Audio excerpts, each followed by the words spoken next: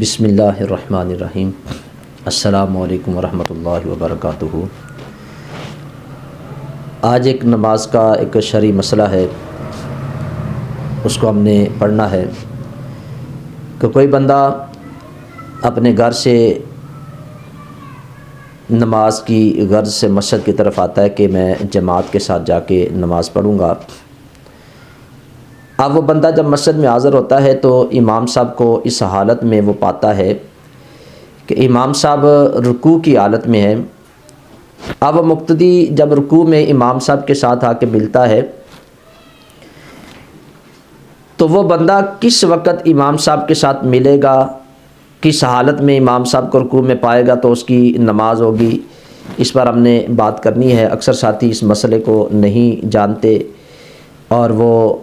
یہ غلطی بھی کرتے ہیں کہ وہ جب امام صاحب کو رکوع کی حالت میں دیکھتے ہیں، پاتے ہیں تو وہ جلدی جلدی آ کے امام صاحب کے ساتھ ملنے کی کوشش کرتے ہیں کہ ہمیں یہ رکعت مل جائے۔ تو علماء نے اس پہ یہ بات لکھی ہے کہ بندہ جب امام صاحب کو اس حالت میں دیکھے کہ وہ رکوع کی حالت میں ہے تو وہ جب امام صاحب کی اقتدا کرتا ہے تو قیام کی حالت میں یعنی سیدھا کھڑا ہو کے وہ بندہ تکبیر لگائے گا، تکبیر تحریمہ۔ اکثر ساتھی رکوع حاصل کرنے کی غرض سے کیا کرتے ہیں کہ جھکتے ہوئے وہ تکبیر لگاتے ہیں، اور علماء نے لکھے کہ اگر وہ اتنے جھک جائیں کہ ہاتھ اپنے چھوڑیں تو ان کے ہاتھ گھٹنوں تک پہنچ جائیں تو اس بندے کی نماز ہی شروع نہیں ہوتی، کیونکہ نماز کی حالت میں تکبیر تحریمہ جب ہم کہتے ہیں تو قیام کرنا یہ فرض ہے۔ تو تکبیر تحریمہ میں قیام فرض ہے، تو جو بندہ جھکتے ہوئے قیام کی حالت میں تکبیر تحریمہ کہے گا تو اس بندے کی نماز ہی شروع نہیں ہوگی۔ تو پہلی بات یہ یاد رکھنی ہے کہ جب ہم نے حاضر ہونا ہے تو ہم نے کھڑے ہو کے قیام کی حالت میں تکبیر تحریمہ کہنی ہے، اور تکبیر تحریمہ کیا کہ ہم نے اپنے ہاتھوں کو باندھ لینا ہے۔ اب اس میں یہ مسئلہ ہے کہ ہم نے قیام کی حالت میں ثنا پڑھنی ہے کہ نہیں۔ اکثر ساتھی یہ ذہن کے اندر ان کے خیال ہوتا ہے کہ ہم نے ثنا اگر نہ پڑھی تو نماز نہیں ہوگی۔ تو علماء نے اس میں یہ بات لکھی ہے، بہار شریعت کے اندر یہ بات نقل ہے کہ کوئی بندہ امام صاحب کی عادت سے واقف ہو، اسے پتہ ہے کہ میں قیام کر کے کھڑا ہو کے میں اگر ثنا پڑھتا ہوں تو امام صاحب کو رکوع سے پہلے میں پا لوں گا، یعنی امام صاحب ابھی اپنا سر نہیں اٹھاتے، تو امام صاحب کی عادت ایسی ہے کہ وہ تھوڑا لمبا رکوع کرتے ہیں تو وہ بندہ ثنا پڑھ لے۔ اور اگر اسے گمان ہے، اسے یہ پتہ ہے کہ میں ثنا پڑھوں گا، امام صاحب اپنے سر کو اٹھا لیں گے، تو پھر اس صورت میں علماء نے لکھا ہے کہ وہ تکبیر تحریمہ قیام کی حالت میں کہے، یعنی کھڑا ہو کے اپنے ہاتھ کو باندھے، ایک بار تسبیح کہنے کی مقدار وہ قیام کرے، کھڑا ہو جائے، یعنی سبحان اللہ کہنے کی مقدار وہ ہاتھ باندھ کے کھڑا رہے، اور پھر اس کے بعد انتقالی تکبیر کہے، یعنی رکوع کی تکبیر کہتے ہوئے رکوع کے اندر بندہ چلا جائے۔ اب اگر اس کی ثنا چھوٹ جاتی ہے تو یہ نماز کے اندر سنت ہے، اس بندے کی ایک سنت چھوٹ گئی اور وہ بندہ رکوع کے اندر چلا گیا۔ اب رکوع بندے کو کب ملتا ہے، یہ بھی بات ذہن کے اندر رکھنے والی ہے کہ امام صاحب کے ابھی ہاتھ گھٹنوں پر تھے، کہ مقتدی بھی تکبیر لگاتے ہوئے گھٹنوں کو ہاتھ لگا لیتا ہے، ابھی امام صاحب نے اپنے ہاتھ گھٹنوں سے اٹھائے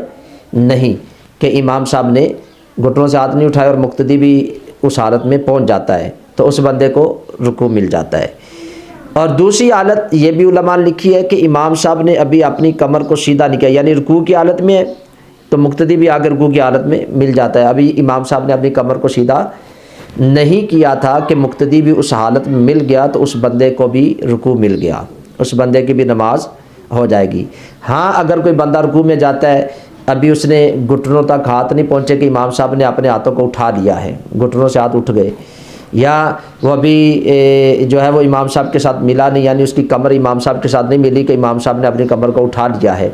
تو اس صورت میں بھی اس بندے کو رکوع نہیں ملتا۔ اور اگر کوئی بندہ اس حالت میں امام صاحب کو پاتا ہے کہ ابھی ہاتھ گھٹنوں پر تھے، وہ بندہ بھی پہنچ گیا، اس نے بھی اپنے ہاتھ گھٹنوں تک پہنچ گئے اس کے بھی، یا امام صاحب رکوع کی حالت میں تھے، ابھی کمر ان کی رکوع کی حالت میں تھی اور بندہ بھی رکوع کی حالت میں آ کے مل گیا، تو ان دونوں صورتوں میں اس بندے کو رکوع مل گیا یعنی اس بندے کی رکعت مکمل ہو گئی، اس بندے کی نماز ہو جائے گی۔ تو جو بندہ بعد میں آتا ہے تو وہ قیام کی حالت میں تکبیر تحریمہ کہے گا، اگر جھکتے ہوئے کہے گا تو اس صورت میں بھی اس بندے کی نماز نہیں ہوگی۔ اور اگر بندہ اس حالت میں امام صاحب کو ملتا ہے کہ امام صاحب کے ہاتھ ابھی گھٹنوں پر ہیں تو وہ بھی اپنے ہاتھ گھٹنوں پہ رکھ لیتا ہے تو اس صورت میں بھی اس بندے کو رکوع مل گیا۔ اگر امام صاحب کی کمر ابھی رکوع کی حالت میں اور بندہ بھی رکوع میں مل گیا تو اس صورت میں بھی اس بندے کو رکوع مل گیا۔ ہاں اگر امام صاحب نے اپنی کمر سیدھی کر لی اور یہ اس وقت جھک رہا ہے تو اس بندے کو رکوع نہیں ملے گا۔ تو یہ ایک شرعی مسئلہ تھا جو میں نے آپ تک پہنچا دیا ہے، اور اکثر ساتھی یہ غلطی کرتے ہیں۔ تو ہمیں اللہ تعالیٰ کی بارگاہ میں دعا گو ہوں، اللہ تعالیٰ مجھے بھی آپ سب کو بھی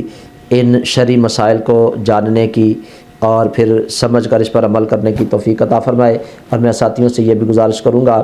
کہ اس ویڈیو کو لائک بھی ضرور کیا کریں، دوست احباب سے